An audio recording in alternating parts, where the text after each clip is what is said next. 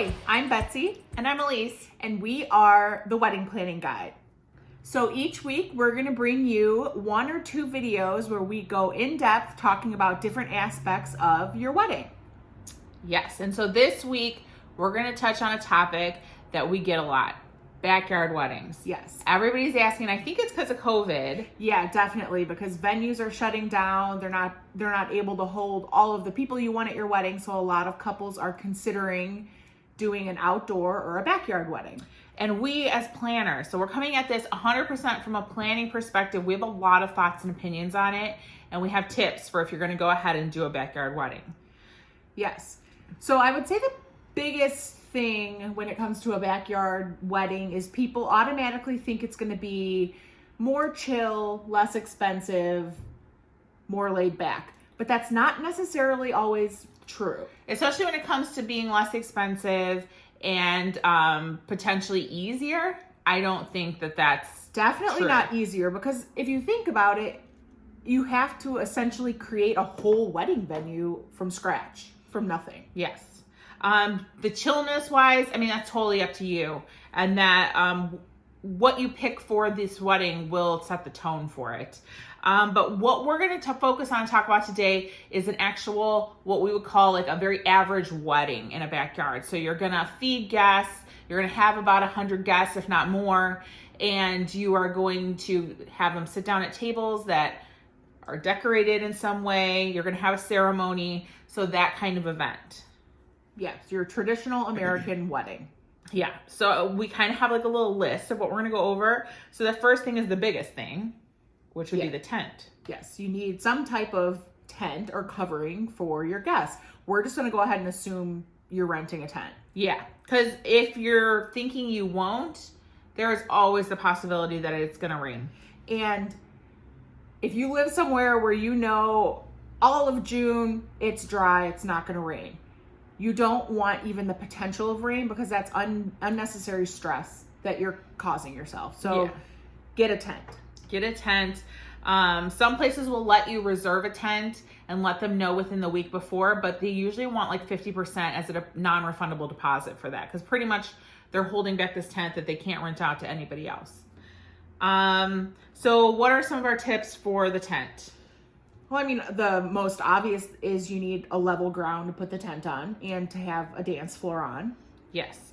And the biggest thing I would say is think about water drainage.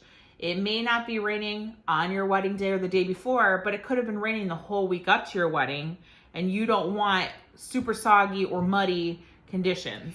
We actually had a wedding. It was one of our COVID brides this year. Where it rained the whole week leading up to her wedding. And it was in the backyard of her soon-to-be husband's house. And it was just like mush, the ground. It was muddy, and there's no way you could have had an event back there. Her future father-in-law was a saint, and the day before the wedding, he built an entire floor to go in the tent.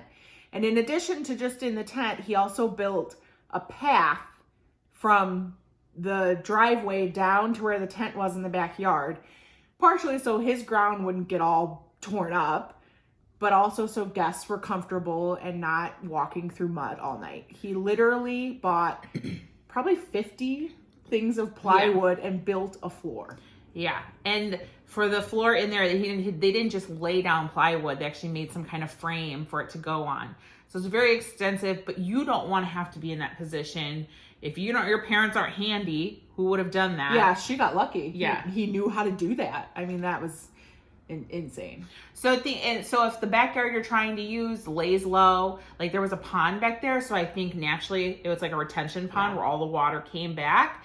That is, I would say, a no-go personally, because you don't even want to be in the position that could happen to you. Yeah. Because that would be the most stressful thing ever. And if you're unsure, the next time it rains for 3 or 4 days straight, go out to where you're considering having the event and walk around, see what it's like. Then think about 100 people walking around. It's gonna, the grass starts to degrade, and then mud is just mud. Yeah. So that would be awful. Then we also have to talk about walls On your tent. on your tent. I think no matter what time of year, no matter what, get the walls, I would say have them put them up, because they're easier to take down than put up on the day of the wedding. We can tell you firsthand, we have been putting up walls during a wedding. It's not fun. And that the bride was 100% sure she would not want walls no matter what. But then the day came and it's just windy enough that we needed at least half of the tent walled to kind of cut that wind down. And that's a good question for your tent vendor. They can suggest when they come out and set up the tent, depending on which way the tent is facing, they can tell you later on in this evening, if it gets windy, you should put up the walls on the south wall, the walls up on the south side, whatever. You know, they'll be able to help give advice when it comes to that. You might be able to even hire somebody from their team to kind of, you give them a call and say, hey, yes, I want you to come put up the walls for a fee. Sometimes the catering staff can help with that, but give your caterer a heads up. Is that something they could help with if you need? And the answer might be no, or it's an extra fee, but it's worth it. Or if you know, like your dad and your uncles are cool with taking down the walls or putting them up, then you could do that. But that's something that you need to plan and coordinate ahead of time as a just in case plan, because you don't want to spring it on Uncle Jim the night of the wedding. You know, you don't want to make anybody feel obligated or take them away from the fun. So plan ahead of time who's going to be your tent wall person. And I feel like even if you have family who's like, oh, we'll do it, no problem, you're going to be stressed no matter what if you didn't have a plan in place. Yeah. Then we got to talk about, I feel like, guest comfort. Yes, you want your guests to be comfortable. That's like the overall base of any event you're planning and throwing. You're thinking about your guests. And I know a lot of brides don't want to do it because it's that extra few $100s, usually towards the end. But I would say add it on from the beginning. If you're getting married in the middle of July or August, get the fans. They will come with your tent. They are installed around the top. Get them. So if you're in a southern region where it's really warm, or if it's summertime, get the fans. You do not want your guests overheating in your tent. They're going to be dancing. As soon as you get 100 bodies in a tent, the temperature goes up. When the air doesn't naturally move well through a tent. Not always. Get fans. And think about it this way too, is that you might be thinking, do I want to spend the X $100 on this fan?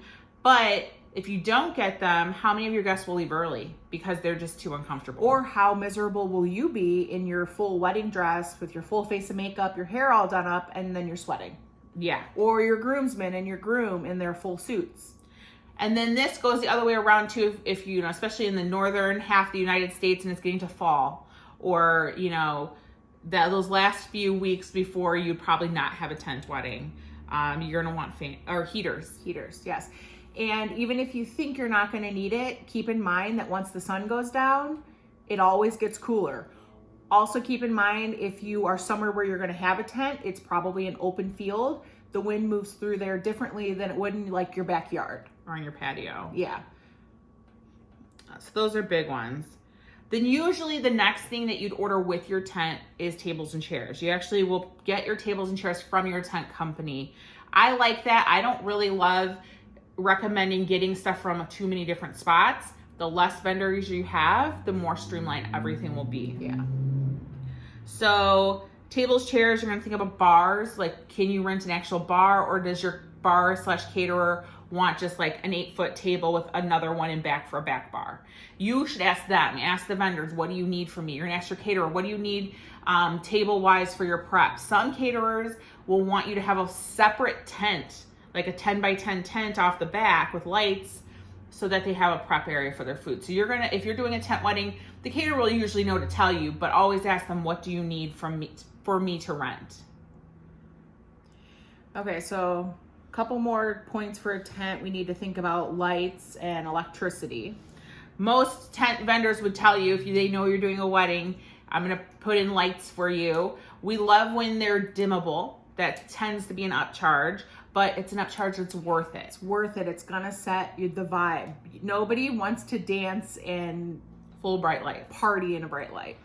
Yeah, so doing dimmable lights I think is great. And electricity, generally, unless you're at a venue that does tents a lot, and because we've been to them where they have an electric hookup, But most places, if you're doing a backyard, you're going to get a generator. And nowadays, generators are very quiet and they last a long time. Yeah, and your tent company, a wedding tent company, is most likely going to have that type of generator. I think the thing to keep in mind with a backyard wedding is setup time and tear down time, and factoring that into how long the generator is going to last.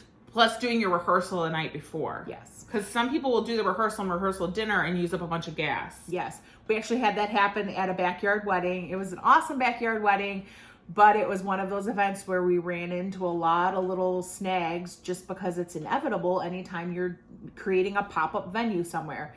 So we were cleaning up at the end of the night. We were literally taking our last load of garbage up to the dumpster that the bride rented, and the lights in the tent shut off. So we were in the mid, it was out in like the country where it was more rural. It was pitch black. Like there are no street lights, nothing. So we're very lucky. Yes, we got so lucky. But if we hadn't, if the lights had gone out while we were still cleaning up, it would have sucked so bad. It would have been awful. We would have been out there with the flashlight on our phones. It would have been awful. So things like that, plan ahead, avoid it happening, avoid the stress of worrying if it might happen. Yeah, so that really does cover the tent. Yeah. The other, I think we need to go back to a tent just for a second though.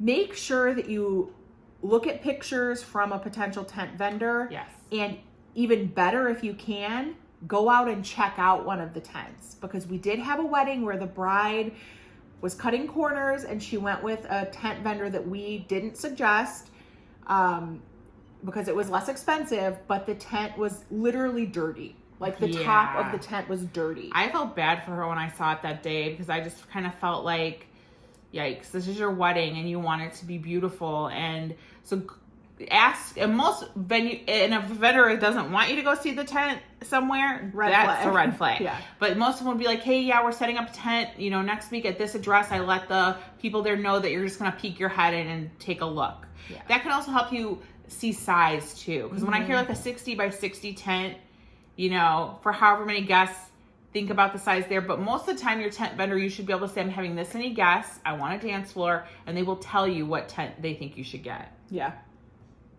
Okay, so we covered tent. Next big thing are bathrooms. Yes. You might be thinking, oh, well, I have 3 bathrooms in my house. We'll just use the house bathrooms. Think about if you want people going in your home. If not just people, we're not talking like 25 people. We're talking 100 people using your restrooms. Yeah. That's walking a on the disaster floors. waiting to happen.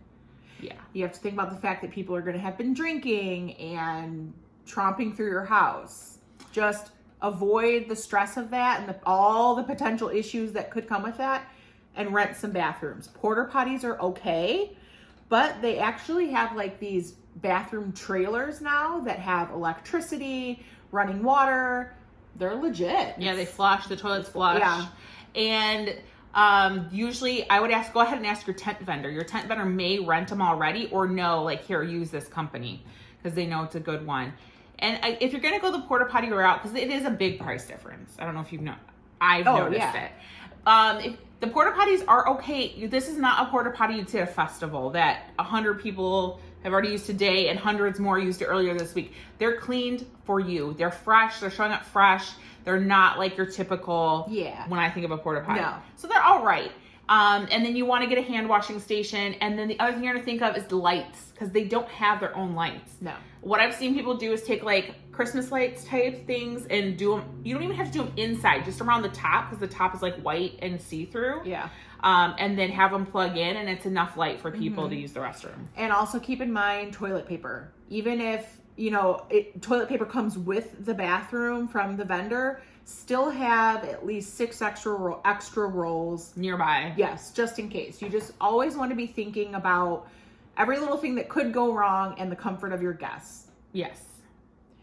So bathrooms. Oh, another thing to think about is where you're going to put them, like in your space. So you don't want your guests having to walk half a mile to the other end of the property to go to the bathroom. So, but you also don't want them somewhere like where they'd be in the back of a picture. Yes, like, you don't want them too close to your tent. Behind, you know what I mean? Like if they're getting shots at the head table and you can kind of see the bathrooms to the side, that would suck. Yeah. But we did have one where because the backyard sloped down and then got flat at the bottom, the trailer had to be at the top. Yeah. Because of that. So sometimes it's kind of inevitable that you put them a little Yeah. further away or like where they can get to drop them off. And one thing to keep in mind with that is if they are going to have to walk even just a little ways away from your tent to go to the restroom, make sure there's lights on the way, like on the path to the bathrooms. Yes. Think about, we had a bride do luminaries along the way, and I thought that was a nice touch. You then have to think about who's going to set the luminaries out and who's going to light them. I would honestly say get the lights from your tent people, have them just because they can like stake poles into the ground and they can string some cafe lights up to the bathroom. Yeah, that's what I would do. When in doubt, my go-to is hire the professional to do it. It'll save you stress in the long run. Yes, a lot of stress. Yeah. So then parking, that's a big one. Yeah. And a lot of couples overlook it. You don't even think about where my guest's going to park. Yeah. And you're going to think that probably most people will come together. So like a couple. So about half your number of guests, you're going to have that many cars that need to park somewhere. Yeah. And one thing to think of if you're going to be in a neighborhood, like say you're getting married in your parents' backyard or something, is talking with your neighbors. You know, if they are going to be parking in front of their homes, just letting them know. Give them a heads up. Be polite. And know any potential parking restrictions in your neighborhood. If they're really, like, because I've gone to neighborhoods where it's like, you cannot park on the streets, or you can't park on the streets after this time of night. Mm-hmm. That might be in a situation where you need to hire a valet parking company where, you know, you'll work with them. Maybe the church down the street will let you use their parking lot, and then the valet will take the cars back and forth. Yeah. And valets really aren't that expensive. No, I've looked into it. You're talking $500, maybe a little more depending on how many cars, but it would be worth it. And it's a great touch, and your guests will appreciate it. Yes. Next thing, depending on the time of year and where it's at, you need to consider spraying for bugs. Yes, 100%. It's like you have to. Yeah, there's no way around it. Trust us, like 3 cans of off, like the bug spray off, that's not gonna cut it. Well, go for it. All depends on where you live, because I know I've been somewhere where mosquitoes aren't a big deal. Mm-hmm. But we live in the Midwest. We're in Chicago. Mosquitoes are nuts. We would actually suggest going outside. So say you're getting married July 5 p.m. Go outside around, and sit out there for 20 minutes and just see what's going on. Yeah. If you're able to sit out, because the other thing is, I'm this person. My blood type attracts more mosquitoes. I know you think it's a joke, but my 23andMe told me. Okay. I attract more mosquitoes. It's a real thing, and they like love me and they like eat me alive. And it's miserable if there's too many. Your guests will leave. They will not sit and power through. So what we suggest is get it professionally sprayed. It's not that expensive. It is totally worth every penny. We're talking, a couple $100? Mm-hmm. But also then provide bug spray. Yeah, you're going to need the bug spray too, because obviously there's going to be a few mosquitoes here and there. But it's a lot better. We've done it before. We've done it at our own property for our own parties. Like, we're talking without getting the professional mosquito sprayed, walking just to our mailbox to check our mail, you are going to get at least 5 mosquito bites. Yeah. But then with the spray, none. Yeah. It's worth it. It's worth it. It is worth it. So then ceremony. Dum. Generally, if you're having a backyard wedding, you're doing your ceremony in your backyard as well. Yeah. And you've usually picked the prettiest spot. Mm-hmm. But here's some things to think about. Are you going to have an arch? And if you are going to have an arch to get married under, who's going to provide it? Where's that arch going to come from? Generally, you can get one from a florist, and then they'll decorate it. But I know a lot of couples will have somebody build one for them, which is totally cool too. Yeah. Just the big thing to think about if you're providing your own arch is wind and stability. One gust of wind and an arch will be over in a second. And if your florist is putting a lot of stuff on it, it might end up making it top heavy. So have who's ever building the arch or putting it up, think about ways where you can anchor it into the ground. If it's going to stay there afterwards, maybe you dig holes and do cement. If it needs to move after, think about having it made so it is very stable on its own. Yeah.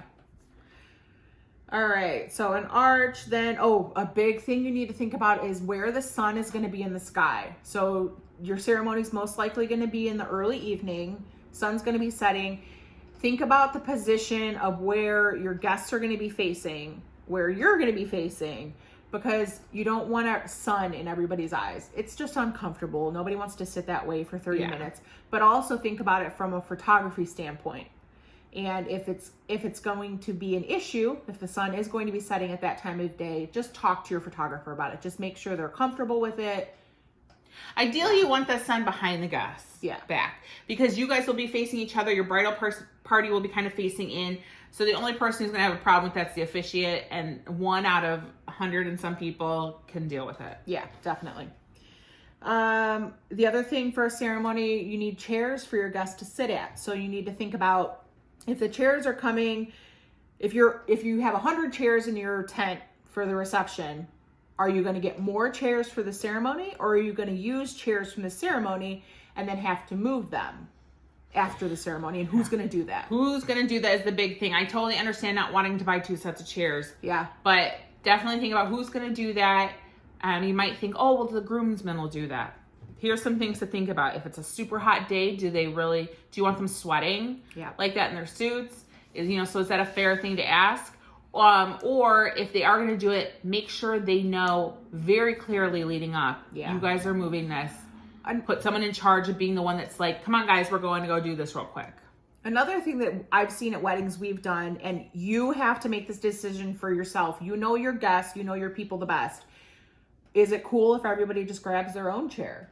Yeah. Sometimes it naturally happens. They'll see like the groomsmen starting to grab chairs, and everybody will just be like, oh, I'll grab my own chair. But tell me what you think. I don't think it would be inappropriate to ask the officiant to sort of at the end announce, hey, could everybody grab their chair? Yeah. And that's then again comes with vibe. Yes. Is this a super laid back, chill thing, or if you want it more formal, don't do that. Yeah, no, don't do that. Or if you know your guests are going to be offended, like, they really had me carrying my own chair? Yeah. Don't do that. But you have to decide that. To me, ideally, if it was my wedding, I would ask if the servers could do it. Yeah. I'd ask my caterer. It ask might be ahead of time, though. Ahead of time, a long time ahead of time, because the answer might be no. But usually they'll say yes. It might be an extra fee because they're like, well, I need to keep a couple people on during this bulk time to cover that. Yeah. Because they're going to need at least 2 people. And it's still going to take a little bit.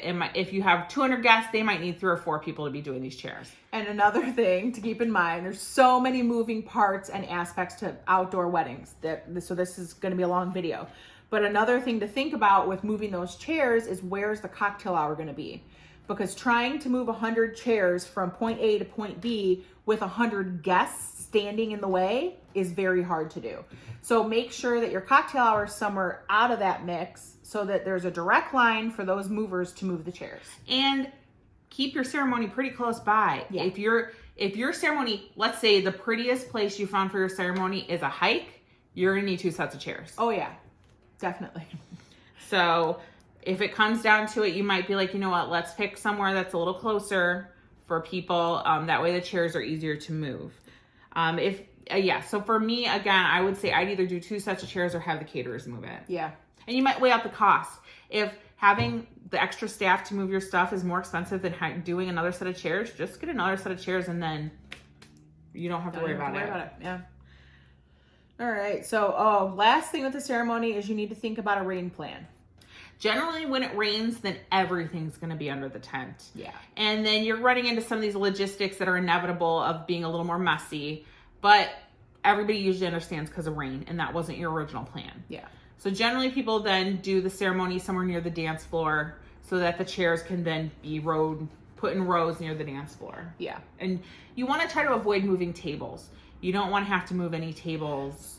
Yeah. So if there's no place in your tent to have an aisle, chairs, and an altar, so if for some reason you can't do that on the dance floor, it is perfectly acceptable to have guests sit at their tables and then you have the ceremony. Yeah. And they watch. If there's no other way, because I know this one hates that idea. Oh, I hate it. I would avoid it at all costs, but I'm saying we've done it before and it's fine. Sometimes you just have to do it. Yeah, you have to. But that's always plan B. That's the rain plan. That's the very unlikely. Out of all the weddings we've done, very few have been affected by rain. Oh, we've even had girls who are like, no, I planned my ceremony. I am having it. And they had it with it raining. A little drizzle. And they just said, if my guests want to watch me get married, they'll come. If they don't, they don't. Yeah. Ultimately, you got to do you. Yeah, definitely. All right, so the next big thing is a caterer and your bar. We have a lot of questions about this because, again, I think a lot of people think when they're doing that tent wedding, they're going to save money. So they want to think of catering alternatives. So we can kind of touch on that a little bit. We would always say to hire a professional wedding caterer. Always. That's my number one advice, and it won't change. Ever. Here's why. A professional wedding caterer has done weddings, for one, and they know how it flows. They know the best way to get the food out quickly. They can do this in their sleep. They oftentimes can even come into a kitchen or even make their own makeshift kitchen in just some staging room, and they can work from scratch in that sense. They know what they're doing, and they will give you the best service. You want to hear? Let's hear some horror stories, because I think it's important to hear them. I had a couple who was getting married in a venue where it was like a park district building. So almost like a tent in a sense that it doesn't have anything. Yeah. And they thought it would be a great idea to have a local restaurant cater it. It was their favorite restaurant. Great idea. But dinner took over 2 hours, and we got to a point where the last course didn't even come out, and the bride and groom were like, let's just start dancing because no one wants to sit here any longer. And the reason is because that restaurant that you love to go to for date night on Friday night, they are equipped to serve dinner tables, dinner guests. Staggered food orders. Yes. Not 125 people at once. Exactly. That's the thing. They're feeding at one time, however many people are at your table. So maybe 6 people, 2 people, who knows? But feeding 100 people, 100 guests at the same time, that's a whole nother ball game. It was awful. They did not know what they were doing. There was no leader. That was the biggest issue. And they didn't have enough servers. So if there's a restaurant you want to use, do they already offer catering? How do they do it? And are they equipped to do either buffet or table service, either one? And how often have they done it? Yeah. Do they have an event coming up where you can pop your head in and see how it's going? Or talk to that couple and ask them for feedback? That's important. Yeah, your favorite restaurant, they might even be open to letting you hire in a third-party dinner service company. Yes, more servers. Yeah, because that's where they drop the ball every time, is there's not enough staff. I mean, at that wedding where you were talking about that horror story, we were bussing tables. As wedding planners, we were bussing their tables. Yeah, because they were supposed to stay to the end to bus stuff, but they just didn't feel like it anymore. And that's like, I always think about these couples, if you didn't have your planners there to step in and do that, who would have been doing it? Do you really want your aunts or your cousins cleaning up everybody's garbage at your wedding? No. And when you hire a professional wedding caterer, they know that at a venue, or how do I want to say this? They know that there need to be enough people there at every point in the night. Mm-hmm. So dinner, the service doesn't end once the guests stop eating. The service ends at the very end of the night when the last garbage bag is thrown away. Yes. So you're going to want at least 2 or 3 people there till the end of the night who are going to be cleaning up the cups from the bar, making sure all of the plates are cleaned up, napkins. Because even if you hire 2 bartenders, they're not necessarily bussing people's cups. They're not going around the venue and picking up empty cups of alcohol. Yeah. Or whatever. They're not. And they're not going to do it either, even if you ask them to. Because they need to be at your bar making drinks. Yes. And so you don't want to get stuck at the end of the night having to clean everybody's tables. And trust us, they will be a mess. It won't just be a couple cups here and there. It will be 15 cups per table that people have set down and then gone to the bar and got a new one. Mm-hmm. Think about, let's see here, bar doesn't clean. Okay, that brings us to the next thing of where is your stuff coming from? So you're going to need linens. And even if you, and plates and napkins, a lot of people when they're doing a backyard wedding will think, oh, well, I can just get disposables. That's cleaning them up. But who's cleaning them up? You want to make sure you tell your caterer, I need your staff to clean the tables. And I need your staff to stay all night. And you're going to pay for it. It's, you usually pay for your servers by the hour, but it will be worth it.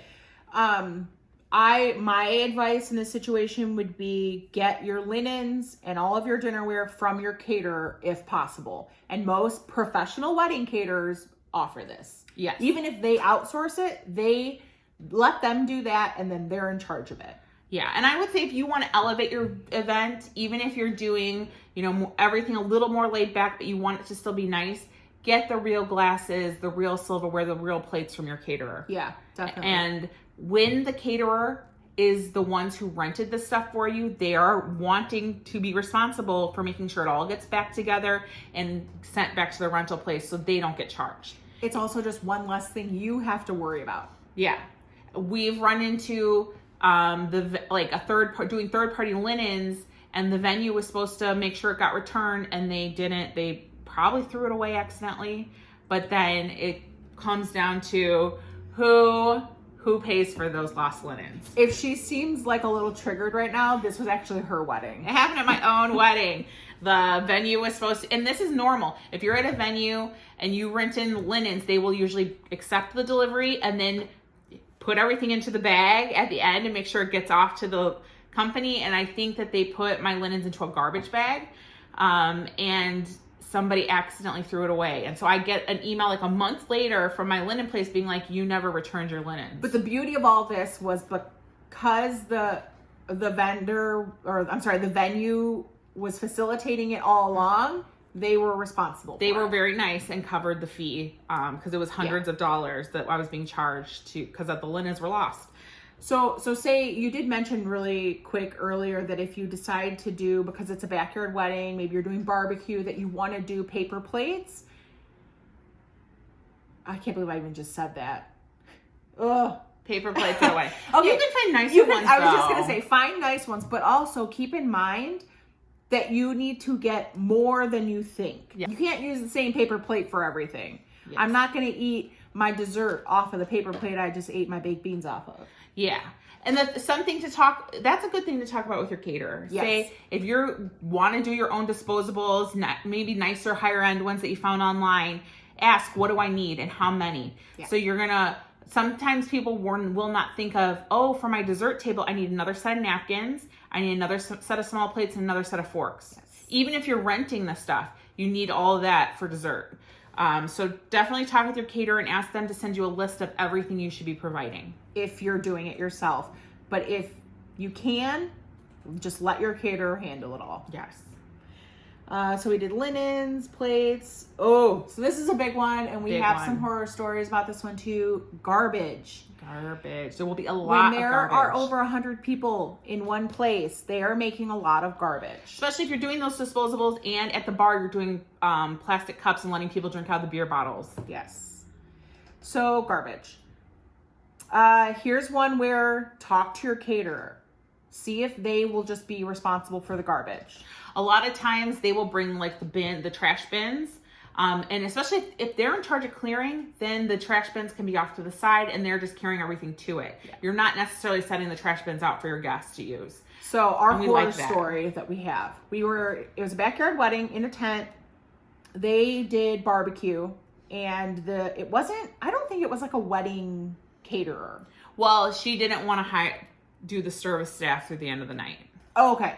So pretty much she provided her own garbage bin. It was a collapsible cardboard bin that you could then fold up, and it was a garbage bin.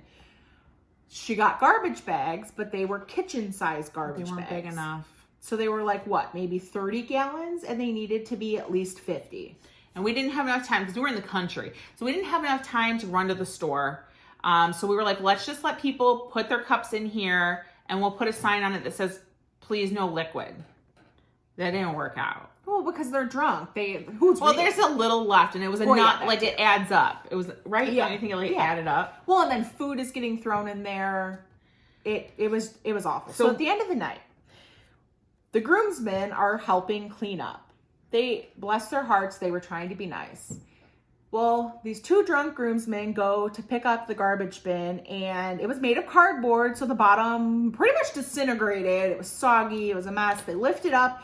Everything spills out the bottom. Yes. So it was a challenge. It was also, we this idea to take one of the flat what were they? The trash bins, put it underneath to Yeah. give it more of a barrier so it wouldn't fall apart.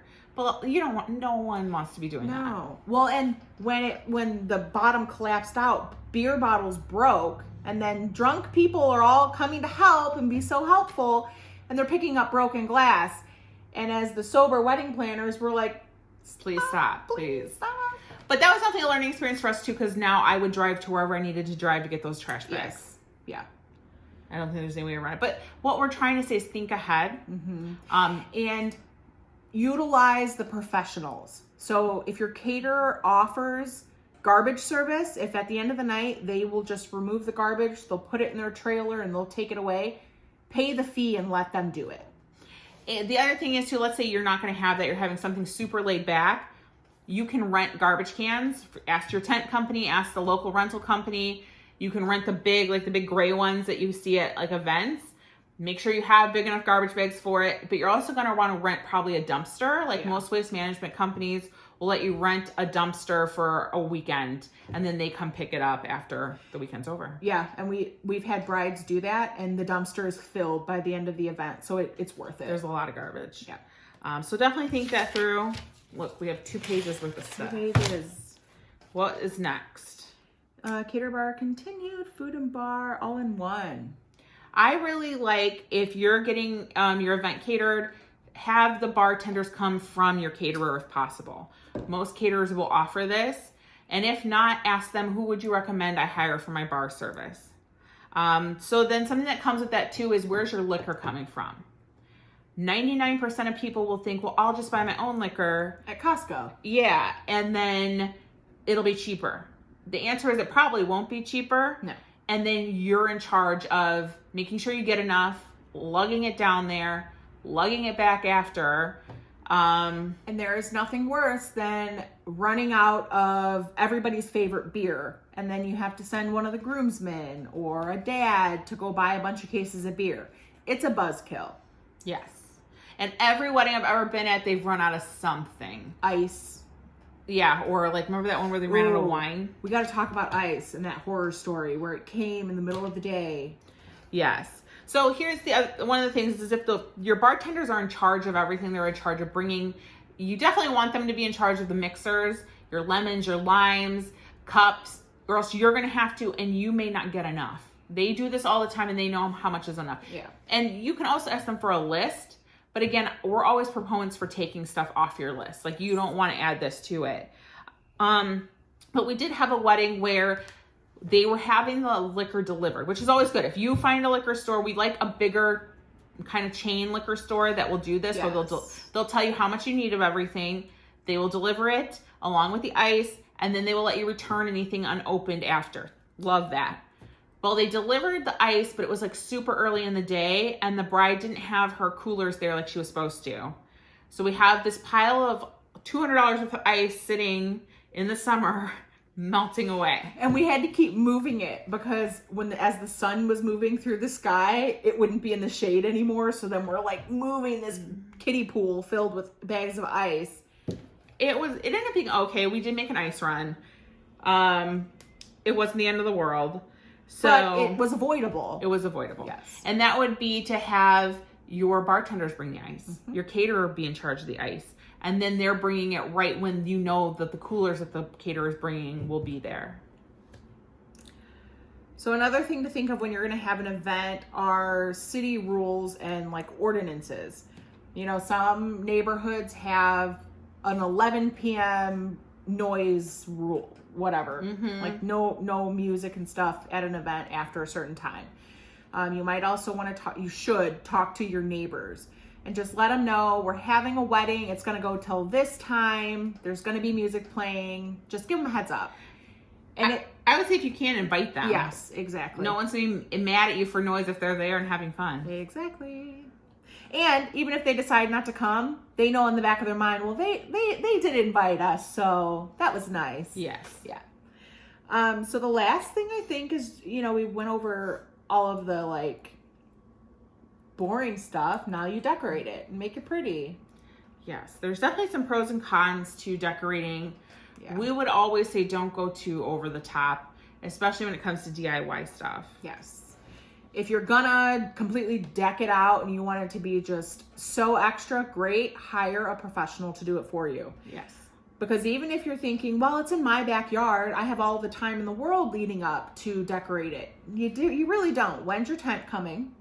And will the things that you're putting up withstand the elements? Yes. And then the day before your wedding, you have your rehearsal. You might be getting your nails done. You might be doing different things that really aren't going to afford you the time you think you're going to have to set up. Yeah. You also don't, I've seen brides on their wedding mornings at their venue setting stuff up, and they're never calm. Nope. They never have a smile on their face. How could you be? Like, you know what I mean? It's, Yeah. Emotions are already running so high that day. Don't add this whole list of things I have to now set up the morning of my wedding. Yes. And even if you have some awesome aunt who says she'll do it for you, I guarantee you something will not go as planned. She will have questions, and she will come to you, and it will stress you out. Yes. So my tip is always pick 2 things. Maybe something at the ceremony and something at the reception that's going to be your focus on doing something DIY for. Go all out, do it really pretty, and then everything else, have your florist decorate it, or An event design company or something. yes, because I think like lighting and candles can go a long way. Oh yeah. And definitely, if you're gonna have like a little montage of signage and like a little, lanterns at your ceremony, you could be in charge of that. Your bridesmaid could set it up that day, and then maybe focus on the guest book table, or the seating card display is gonna be cool. The other thing to think about with decor at a wedding is even just like the decor on the reception table, if it's windy, it is going to blow over. We've run into that a lot. Is a bride has this whole idea for this table, and it's great. They love using bottles, like bottles with flowers in it or something, and then one gust of wind, all the bottles are tipped so over. You just have to plan for that. And then the last thing is the cleanup of all of the decor that say you did do some DIY decor, somebody has to clean it up. And who's going to clean it up? You're not going to want to be doing that on the night of your wedding. Your parents probably aren't either. They're going to want to have a good time. So that's why if you just pick 2 areas, maybe some of it could sit out overnight. You can worry about in the morning. But the less you're bringing in to set up is the less you're going to have to worry about at the end of the night. And at the end of the night, that is the last thing you want to have to worry about. And that's another thing where we say, if your caterer is in charge of the linens and the cleaning, getting all their plates and silverware and cups back, they're in charge of cleaning all that up. Yes. So there really should just be your tables and chairs left. Most rental companies, they don't even need you to stack it. They'll just come grab it. You can leave your tables and chairs wherever they lie at the end of the night. Yeah. So the biggest takeaway for me is when brides or couples say that they want to have a backyard wedding. Maybe it's for like a nostalgic reason, like it's their childhood home or something. And I think that they think it's going to be this, super laid back, just down home. I would always say vibe, and it's not. Throwing any kind of event meal for 100 people is never going to be as chill as you think it's going to be. No, unless you're really having a backyard wedding where your dad's on the grill, all your aunts made dishes to pass. That's a backyard wedding in my mind. Yeah. And so you kind of are almost either or. Yeah. Either you're doing it super, it's just chill, it's just a party in a sense, or you're doing a wedding. Yeah. And if you're doing a wedding, you need to hit all of these different points that we talked about, because you're making a pop-up wedding venue. And I definitely would say too, you're throwing an actual wedding in your backyard. You know what? You're going to need a really good timeline. Yes. We have a timeline workshop coming up February 1st through 5th. It's going to be a lot like this, where we're live with you, walking you through every step of our customized little timeline, telling you exactly what you need to do, what you need to think of. It'll be even more in-depth than what we're talking about right now, if you can believe it. Yeah, if you can believe it. So head to our website to check it out. We're also going to be doing like live Q&A in the event. So if you have a specific catering question, logistics, where should I set my tent up? Where should I put my this or that? We will answer it for you. Yeah. So check out that timeline boot camp. Oh, another thing to note, we do have like a set time where we're doing the live video, but if you can't make it, we are going to be sending out a link to rewatch that video. So it's flexible. Yes, and we love you guys. So if you can't watch it live and you have a question, we will answer it for you. We can shoot you an email or something with the answer to your question. Yes, ask us questions. We have all this knowledge from all of these years that we've been doing weddings and the hundreds of weddings we've done. We have so much knowledge and we love sharing it with you guys. It's so exciting when you guys come to us with like these crazy one-off questions, and it even stumps us for a minute and we're like, ooh, what would we do? Yes. We love it. So ask questions down below in the comments. Let us know when you're getting married. If you already got married and you have a tip or something that happened at your wedding, and it especially could if it was save a somebody, backyard wedding. Yeah, let us know down in the comments.